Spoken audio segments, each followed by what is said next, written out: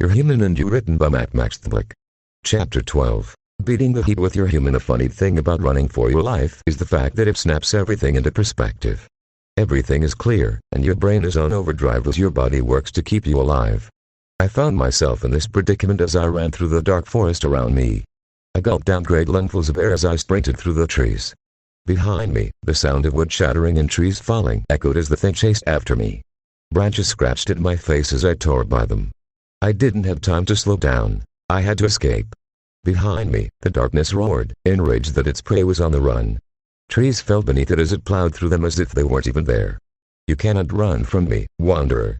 The shriek caused me to wince, tears in my eyes as I covered my ears. I didn't falter, however, and continued my all-out sprint for freedom. Around me, bits of wood and plant life flew as the darkness drew closer. To my right, a tree toppled, nearly taking me out with it. I screamed and put on an extra burst of speed. I spied a clearing in the distance and angled myself towards it. The trees seemed to grow thicker around me as I neared the clearing, almost as if they were trying to prevent my escape. It did little good as I broke through the scratching branches and burst forth into the open air. Behind me, the darkness let loose a ear-splitting screech that echoed around the forest for miles. The clearing was small, surrounded by the dark trees on all sides. I was trapped. Above me, the branches of the twisted trees seemed to meet and interlace together, creating a web-like structure above me. Through the gaps I could see the night sky. The stars sparkled down upon me, laughing at my imprisonment. The darkness screeched again and I spun around, bracing myself for the inevitable attack. Which didn't come.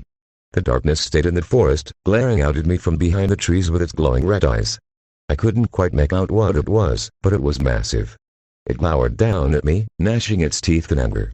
"You can't hide from me, wanderer," it growled, the ground beneath my feet rumbling with each word. "I see you. What do you want from me?" I screamed, tears in my eyes. "What?" The darkness didn't reply. It just lurked behind the trees, just barely visible in the gathering gloom. I swallowed, breathing heavily as I squinted into the trees. The silence of the clearing was broken by the sound of a snapping twig. Whirling around, I hunched down, waiting for an attack. It never came. Instead, I felt my breath catch in my throat and my eyes widened. Standing in the center of the clearing was a large, pale horse. A long, slender horn protruded from its forehead, ending in a sharp point. Large wings adorned its back, spread out wide, nearly 16 feet in width.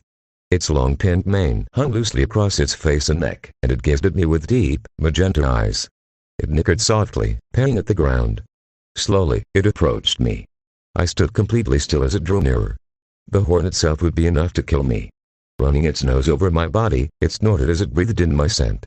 The horse's nostrils flared and its eyes widened. Turning abruptly, it headed off toward the far end of the clearing.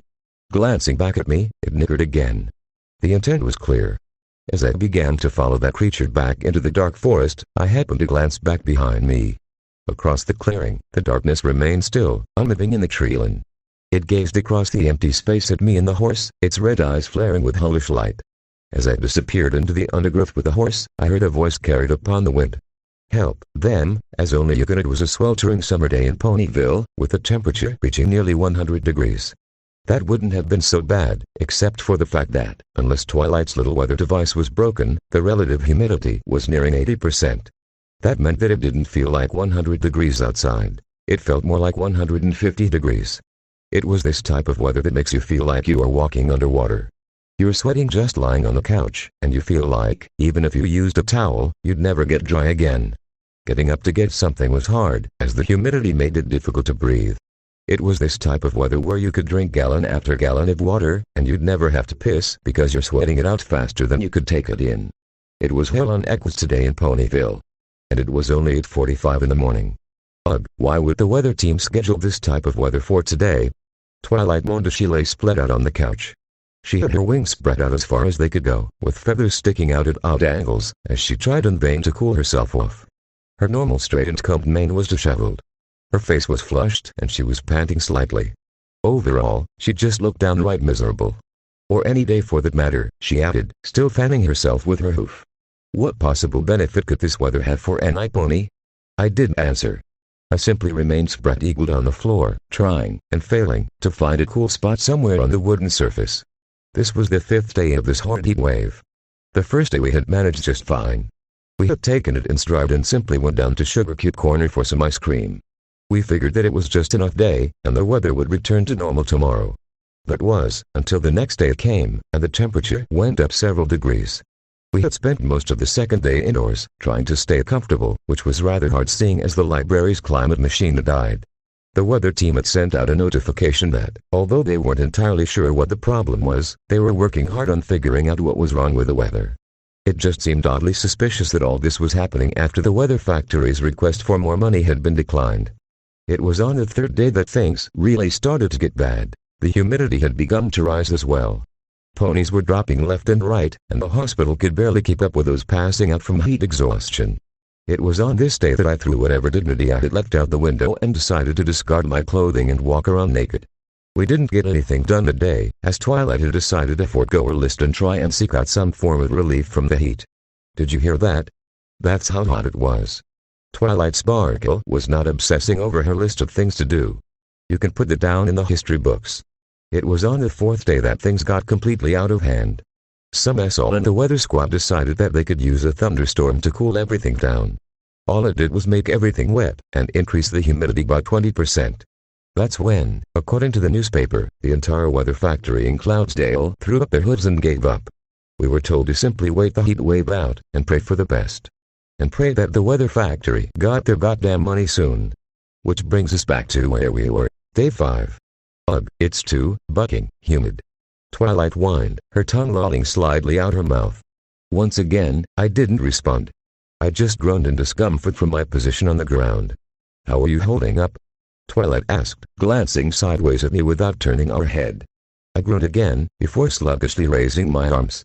Like I'm slowly roasting hen, I paused, trying to decide how best to convey the word, before deciding to spell it out instead. Hell, hell? Is that your world's version of Tartarus? Twilight asked, finally turning her head to look at me.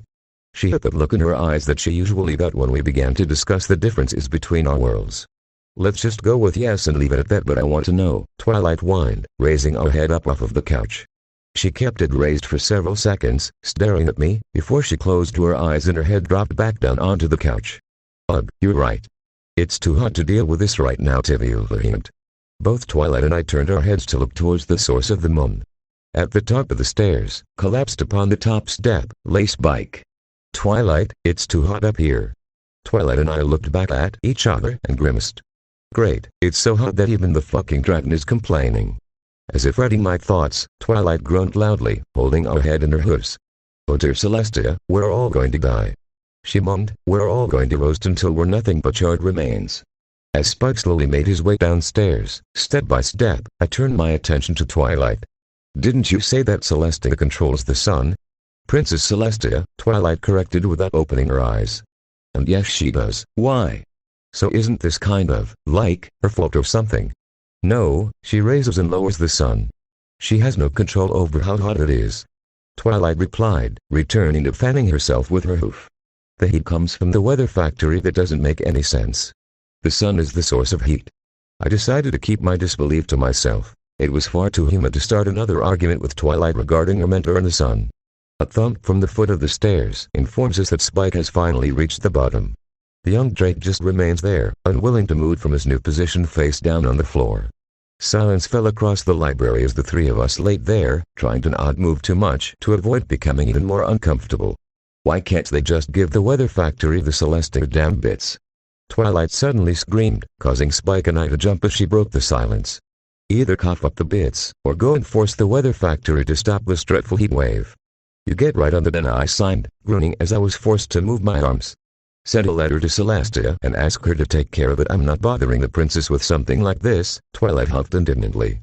Especially since she was the one who declined the weather factory's original request. Twilight, this is cruel and unusual punishment. It's also probably illegal. You have got to contact the princess about this. Nope, Twilight said, shaking her head weakly. No, I am not writing to her about this. She already has enough on her plate, without having to listen to my complaints. Then you take care of it. I signed, growling in annoyance. You are a princess, after all. I'm not using my status as princess just to force ponies to do what I want. Twilight looked horrified just at the mere mention of it. Then stop complaining about it, came Spike's muffled voice from the stairs. I closed my eyes and nodded in agreement. Twilight huffed and turned away from us. Rolling my eyes, I rolled over and slowly got to my feet. The very act of standing up caused me to become short of breath. "Where are you going?" Twilight asked, glancing at me over her shoulder. I didn't answer. Shuffling sluggishly along, I made my way towards the kitchen. The linoleum floor seemed to stick to my feet as I made my way to the sink. I grasped the faucet in my hand and turned it on, cranking it as far over to cold as it would go. Putting the drain plug in place, I waited several seconds for the sink to fill up before dunking my head. I held my breath for as long as possible, enjoying the sensation of the cold water against my skin. Eventually my lungs began to burn, and I was forced to remove my head from the cooling embrace of the water. I let the water run off my head and down my body, shivering slightly as the cold water trailed down my flesh. Taking a deep breath, I plunged my head back into the sink. I repeated the process several times before draining the sink. Sagging against the kitchen table, I closed my eyes and simply enjoyed what little relief the cool water had given me before the humidity began to work as wicked magic. Sighing heavily, I stood up and opened my eyes. I moved to make my way back to the main room of the library when something caught my eyes. It was beautiful. It was gorgeous. It was my savior. It was the refrigerator. Hurrying over to the appliance, I threw open the freezer door. It was built with a hide of ponies in mind, so I had to get down on my knees, but I didn't care. Ignoring the fact that my head was still wet from sticking it in the sink, I shoved my head into the icy depths. I shivered instantly, the combined feeling of the cold freezer air on my wet head and the cool fridge door against my stomach feeling incredible. As I knelt there, feeling my body temperature drop several degrees, only one thought made its way through my head. Why the hell didn't I do this sooner? I remained like that for several minutes, enjoying the painfully cold feeling, until I heard the sound of something moving behind me. Tiny claws grasped at my arm as something pulled itself up my limb. As the thing reached the top of my arm, I felt tiny clawed feet stand upon my shoulder. 1 second later, Spike's head appeared, resting his chin on the top of my head. I reached a hand up and patted the little dragon on the back before I let it drop and hang by my side again. The sound of hooves on linoleum was our only warning before Twilight's head joined us, her horn scraping the top of the freezer as she slid in next to me.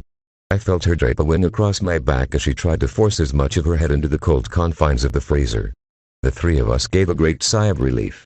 "That's what I'm talking about," Spike moaned, his voice causing the top of my head to vibrate. I snickered slightly at the sensation, my breath clearly visible. Silence filled the freezer as we basked in bliss. It felt like several hours before any of us moved. I feel like packaged meat beside me. I feel Twilight tense. It took me a second to realize why. "Sorry, I feel like an ice pop." Twilight relaxed, breathing out a cloud of mist. Spike giggled, before breathing out as well. "Look, instead of fire, I'm breathing icy mist." This caused me to chuckle, causing more water vapor to appear. The sheer stupidity of what was happening caused Twilight to laugh as well, which set off Spike again, which set me off. It was a cycle that soon had all three of us laughing at our breath. "You do realize how ridiculous we'd look to anyone who came in right now?" Spike asked between laughing fits. The three of us with our heads in the freezer, laughing at nothing. The laughter died down instantly as we realized the truth of what he just said. "Why has it come to this?" Twilight murmured. "It's because of the heat," Spike replied. I nodded my head silently, Spike's head gently thumping against mine. My cheek rubbed against Twilight's furry one as I moved. A small blush spread across her face. We fell silent again, our heads still pushed deep into the freezer. My hair was slowly beginning to freeze, and it was starting to actually become painful. "If only there was something we could do," Spike sighed. I nodded again, my cheek brushed against Twilight's, causing her cheeks to redden even more. "Or someone we could ask for help." Both Spike and I glanced over at Twilight. She was silent for a few minutes, refusing to meet our gazes. I coughed, causing Twilight to glance over at us. She stared at us for several seconds before sighing. "Fine," she grumbled. "I'll write to the princess." 1 letter later, and Twilight, Spike and I were standing outside, staring off in the direction of Cloudsdale. Although we couldn't see the city itself, we could see the sky lighting up like a firework display. It had taken the princess the rest of the day to respond to the plea for help, but once she had, it was rather spectacular. The display of anger, which looked very similar to a 4th of July celebration back home, actually looked very pretty in the evening sky. "She's not actually hurting anyone, right?" I asked, not taking my eyes off of the light show. "No, she's just explaining to them why what they are doing is wrong," Twilight replied. "If you say so." I chewed on my cheek as we'd continued to watch. "I know it looks bad, but it's more of a shock and awe type of thing," she explained. The princess doesn't get met often, but when she does, she trailed off, shrugging. She makes it so you won't want to do it again. Exactly. We continued to watch the light display with the rest of the ponies in Ponyville. The minute the sky started lighting up, the temperature and humidity had dropped significantly. After just 5 minutes, it had become relatively comfortable outside. The town had taken notice, and now everyone was out enjoying the cooler weather. Foals ran around, laughing and playing with their friends. Adults chatted with each other as they watched the flashing lights. "I have a feeling that we are in for some perfect weather for the next couple of weeks," Twilight commented, sipping at a glass of iced tea she had brought outside with her. "And you didn't want to bother the princess," Spike snarked, giggling from Twilight's back. Twilight's ears split back, but she ignored the comment. I chuckled along with Spike, enjoying the nice breeze that was beginning to blow through Ponyville. "Well," Twilight said after several minutes, stifling a yawn with her hoof, "I think I'll go back inside. We have a lot of catching up on my to-do list tomorrow." Spike and I groaned loudly as Twilight headed back indoors, Spike still clinging to her back with a sour look on his face. I was headed back in after them when I decided to take one final look back in the direction of Cloudsdale. I eyed the flashes of blue, green and red as Princess Celestia apparently dealt with the unruly Pepsi of the weather factory. It looked almost like an aurora.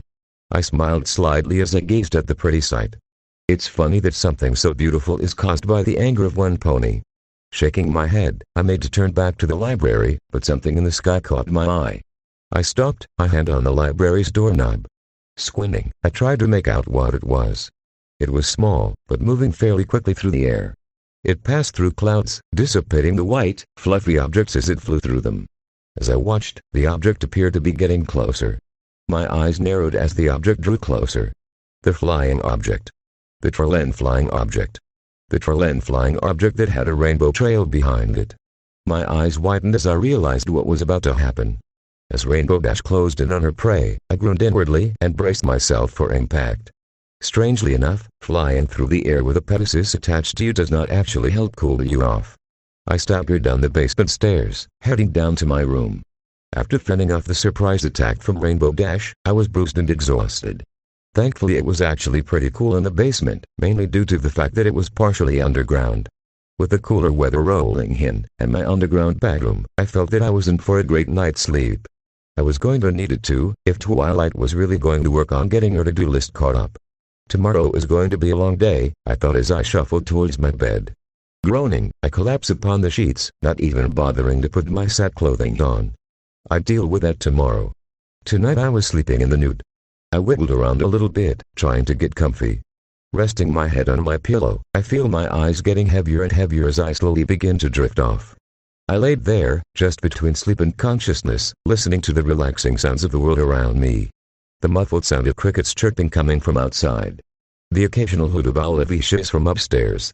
The distant clip-clop of Twilight's hooves as she moved around her room, getting things organized for tomorrow. The sound of scratching coming from my closet. Scratching from my closet? My eyes snapped open and I shot upright, fully awake. I stared at my closed closet door, my heart rate slowly increasing as the scratching noise continued to emanate from within. Slowly, silently, I got out of bed and made my way towards the closet door. It's probably just an animal, I tried to convince myself as I inched closer to the closet. Maybe a little raccoon that wandered in through some small hole in the wall. I reached the closet and clasped the handle in my hand. Behind the closed door, the scratching sound ceased. With my heart threatening to rip itself out of my chest, I pulled on the handle, yanking the closet door open. I stared into the empty closet, my heart lodged in my throat. There was nothing there. Nothing was inside. My eyes scanned the bottom of the closet, looking for any evidence that something had just been inside it. I found nothing. I was just about to brush it off as my imagination and head back to bed when something caught my eye. Crouching down, I ran my hand across the floor of the closet. Looking at my palm, I noticed that it was covered in some form of dust. Bringing my hand to my face, I sniffed at it tentatively. Sawdust. Rubbing my fingers together, my eyes slowly drifted up the inner wall of my closet. My breath caught in my throat and I froze as my eyes landed on something that wasn't there before. Slowly, my blood cold in my veins, I rose to my feet. I don't know how I had missed it before, but now that I saw it I couldn't tear my gaze away. There, etched deeply into the wall, were two words. Two words that froze my blood. Two words that chilled me to the bone. Two words that caused my heart to practically explode in my chest. Two words that came from my darkest nightmares.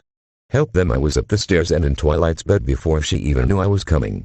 Needless to say, I did not sleep in the basement that night. Thanks for watching and I hope you enjoy.